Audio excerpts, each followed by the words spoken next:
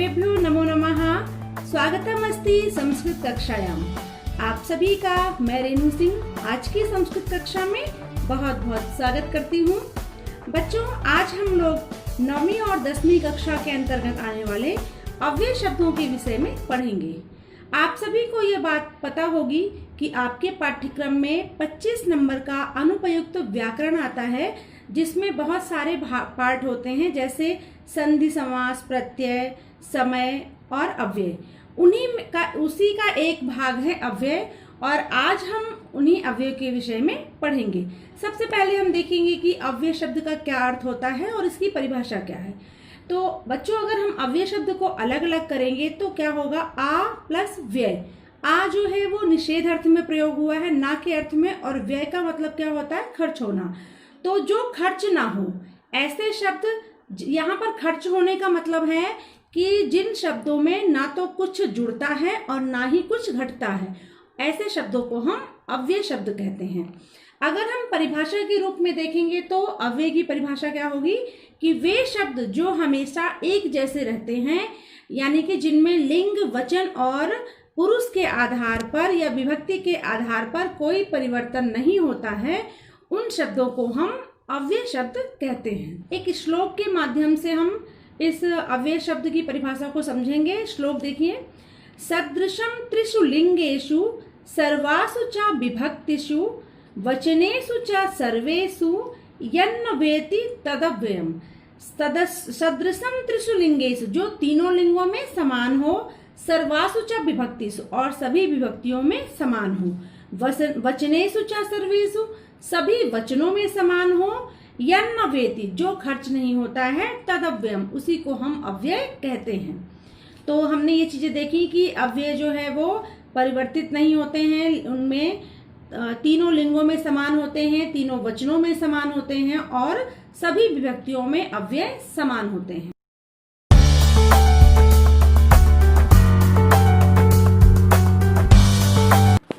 बच्चों, अव्यय लिंग, वचन और विभक्ति के आधार पर किस प्रकार से नहीं बदलते हैं, आइए इन उदाहरणों के माध्यम से समझते हैं। पहला उदाहरण है लिंग के आधार पर। रामः अपि पठति, रमा अपि पठति। दोनों में लिंग अलग अलग हैं, लेकिन जो अव्यय शब्द है अपि, वो एक समान है, उसमें कोई परिवर्तन नहीं हुआ है। दूसरा देखते हैं वचन के आधार पर। सः शीघ्रं वदति, ते शीघ्रं वदन्ति। सः एक वचन में है और ते बहुवचन में है, किंतु जो अव्यय शब्द है शीघ्रम, उसमें कोई परिवर्तन नहीं है, वो एक जैसा है दोनों वाक्यों में। इसी तरह से विभक्ति के आधार पर देखते हैं। बालः उच्चैः वदति, और दूसरा उदाहरण है पिता बालम उच्चैः वदति। अब आप देखिए कि बालः और बालम दोनों में अलग अलग विभक्तियां हैं, लेकिन जो अव्यय शब्द है उच्चैः, वो एक समान है। तो इन उदाहरणों के माध्यम से हमने देखा कि अव्यय शब्द लिंग, वचन और विभक्ति के आधार पर कभी भी परिवर्तित नहीं होते हैं।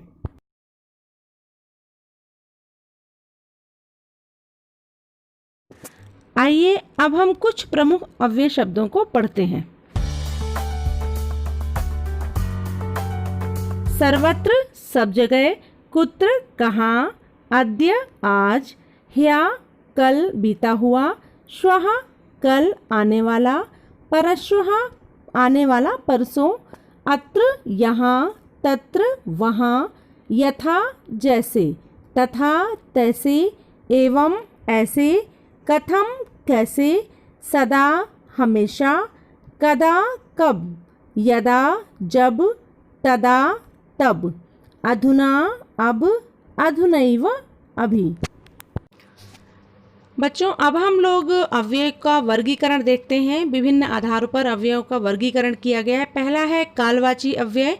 जो अव्यय समय का बोध कराते हैं उन्हें हम कालवाची अव्यय कहते हैं। इसमें उदाहरण दिए हुए हैं, अव्यय शब्द हैं और उनकी हिंदी है, साथ ही साथ वाक्य में उनका प्रयोग भी दिया गया है। अद्य, ह्यः, श्वः, परश्वः और कदा, ये कुछ कालवाची अव्यय हैं, और इनका वाक्य में कैसे प्रयोग किया जाता है ये भी आपके सामने है। दूसरा वर्गीकरण है स्थानवाची अव्यय। ऐसे अव्यय जो स्थान का बोध कराते हैं उन्हें हम स्थानवाची कहते हैं, जैसे अत्र, तत्र, कुत्र, ये सारे अव्यय जो हैं स्थानवाची हैं। अगला है प्रश्नवाची, किम, कुत्र, कदा, कथम, किमर्थम। और नेक्स्ट है क्रिया विशेषण अव्यय, ऐसे अव्यय जो क्रिया की विशेषता बतलाते हैं, उच्चैः, मंदम, शीघ्रम आदि। फिर आते हैं अगले वर्गीकरण पर युग्म अव्यय, जो अव्यय युग्म का बोध कराते हैं, युगल अर्थ में प्रयोग किए जाते हैं, उन्हें हम युग्म अव्यय बोलते हैं, जैसे कि यदा, तदा, यदि, तरहि आदि। और सबसे अंत में आता है समुच्चय बोधक अव्यय, जो दो वाक्यों को जोड़ने में प्रयोग किए जाते हैं, जैसे च, अपि इत्यादि। तो आप इनका प्रयोग देखिए, इनका अर्थ भी सामने दिया हुआ है और वाक्य में कैसे प्रयोग करना है ये भी आपके सामने लिखा हुआ है। आप इन्हें ध्यान से पढ़िए ताकि आपको अच्छे से समझ में आ जाए।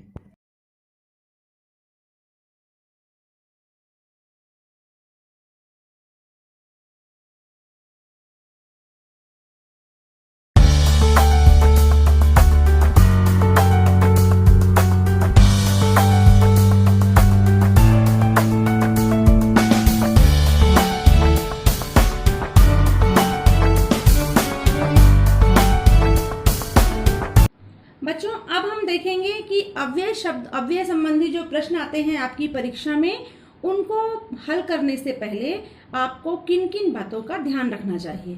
तो आइए देखते हैं। सबसे पहले आप क्या करेंगे, पाठ्यक्रम में निर्धारित सभी अव्यय पदों को याद करेंगे। आप जिस कक्षा में हैं उस कक्षा के पाठ्यक्रम में जो भी अव्यय शब्द निर्धारित किए गए हैं, आप उन सभी अव्यय शब्दों को याद करेंगे और उनकी हिंदी को भी याद करेंगे। दूसरा क्या है, मंजूषा में दिए गए अव्यय शब्दों की हिंदी समझेंगे।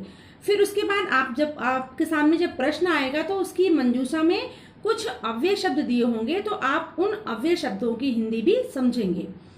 अगला है वाक्य की हिंदी समझेंगे। आपके सामने जो वाक्य होगा जिसमें आपको अव्यय शब्दों को लिखना होगा, तो आप उस वाक्य की हिंदी जरूर समझेंगे, तभी आप सही अव्यय का प्रयोग कर सकते हैं। दूसरी महत्वपूर्ण बात है यह है कि अगर वाक्य के अंत में प्रश्नवाचक चिन्ह लगा हुआ है, वाक्य के अंत में अगर प्रश्नवाचक चिन्ह लगा हुआ है तो उस वाक्य में हमेशा प्रश्नवाचक अव्यय ही भरा जाएगा। और एक और महत्वपूर्ण बात यह है कि यकार और तकार वाले अव्यय शब्द एक साथ प्रयोग होंगे। यकार और तकार, जैसे यत्र, तत्र, यद्यपि, तथापि, यदि, तरहि, यदा, तदा, ये शब्द जो हैं, ये अव्यय शब्द जो हैं वो हमेशा एक साथ प्रयोग होते हैं, क्योंकि अगर इनका हम एक साथ प्रयोग नहीं करते हैं तो वाक्य पूर्ण नहीं होता है, वाक्य अधूरा रहता है। तो आप इन बातों को अगर ध्यान में रखेंगे तो आपके अव्यय संबंधी जो प्रश्न हैं वो सब हमेशा सही होंगे। तो हमने अव्यय शब्द की परिभाषा, कुछ प्रमुख अव्यय शब्द और उनको करने से पहले ध्यान देने वाले बातों के बारे में पढ़ लिया है इस वीडियो में।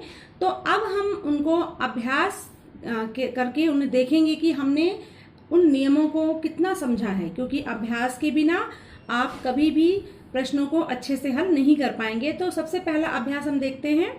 यहाँ पर देखिए आपके सामने वाक्य दिए हुए हैं और ब्रैकेट में ऑप्शन में अव्यय शब्द दिए हुए हैं। पहला क्वेश्चन है डैश मम परीक्षा अस्ति। अब यहाँ पर आप देखिए अस्ति जो है वो लट लकार की क्रिया है, तो उसके साथ में क्या लगाएंगे, अद्य लगाएंगे, क्योंकि अद्य का मतलब होता है आज और श्वः का मतलब होता है आने वाला कल। दूसरा वाक्य है त्वम डैश गच्छसि, ब्रैकेट में है अत्र कुत्र। अब यहाँ पर आप देखिए क्वेश्चन वर्ड लिखा हुआ है, यानी प्रश्नवाचक अव्यय यहाँ पर लगेगा, तो यहाँ आ जाएगा कुत्र, त्वम कुत्र गच्छसि। अगला वाक्य है सिंहः डैश गर्जति, शेर कैसे गरजता है, हमें आप सभी को पता है कि शेर जो है वो जोर से गरजता है। तो यहाँ पर उच्चैः का मतलब क्या होता है, जोर से, और मंदम मतलब धीरे। तो यहाँ पर आ जाएगा सिंहः उच्चैः गर्जति। अगला वाक्य है रामः लक्ष्मणेन डैश गच्छति, राम लक्ष्मण के, अगर आप हिंदी इसकी बनाएंगे तो क्या आएगा, राम लक्ष्मण के साथ जाता है। तो यहाँ पर सह होगा, क्योंकि इदानीम का अर्थ होता है इस समय।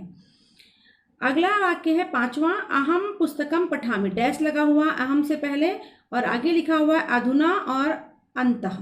तो यहाँ पर क्या आएगा, अधुना अहम पुस्तकम पठामि, इस समय मैं पुस्तक पढ़ता हूँ। एक और अभ्यास करके देखेंगे। यहाँ पर देखिए मंजूषा में आपको अव्यय शब्द दिए गए हैं और उसके बाद आपको आपके सामने वाक्य है मंजूषा से शब्दों को ध्यान से देख करके आपको इन वाक्यों में अव्यय शब्दों को लिखना है। पहला वाक्य है डैश अहम पुस्तकम पठामि। अब मंजूषा में देखिए यत्र, संप्रति, श्वः, उच्चैः, यदि, ये शब्द दिए हुए हैं, तो आप यहाँ पर क्या लिखेंगे? संप्रति, इस समय मैं पुस्तक पढ़ता हूँ। नेक्स्ट, सह डैश वाराणसीम गमिष्यति। गमिष्यति क्रिया जो है वो ऋट लकार की है, भविष्य काल की है, तो आप यहाँ पर क्या लगाएंगे? श्वः। सह श्वः वाराणसीम गमिष्यति, वह कल वाराणसी जाएगा। अगला वाक्य है डैश जलम तत्र पक्षिणः समायान्ति। अब यहाँ देखिए तत्र लगा हुआ है। तत्र आपको मैंने बताया था कि जो यकार और तकार वाले अव्यय होते हैं वो हमेशा एक साथ प्रयोग किए जाते हैं। तो यहाँ पर आपके साथ क्या आ जाएगा? यत्र। यत्र जलम तत्र पक्षिणः समायान्ति। और अगला वाक्य है डैश सफलताम इच्छति तरहि आलस्यम त्यज। अब देखिए तरहि लगा हुआ है, तो इसके साथ में हम क्या लगाते हैं? यदि लगाते हैं, क्योंकि ये यकार और तकार वाले अव्यय हैं और ये एक साथ प्रयोग होते हैं, तो यहाँ पर हो जाएगा यदि। लास्ट आपका सेंटेंस है सह सर्ववृत्तांतम निवेद्य सकरुणम डैश अकृंदत। यहाँ पर अकृंदत, रोया। कैसे रोया? तो यहाँ पर क्या आ जाएगा? उच्चैः अकृंदत, ऊंचे स्वर में, तेजी, जोर से रोया। तो बच्चों ये थे आपके 2 अभ्यास जो हमने अभी करके देखा। इस वीडियो को देखने के लिए आप सभी का बहुत बहुत धन्यवाद। नमो नमः। पुनः मिलामः।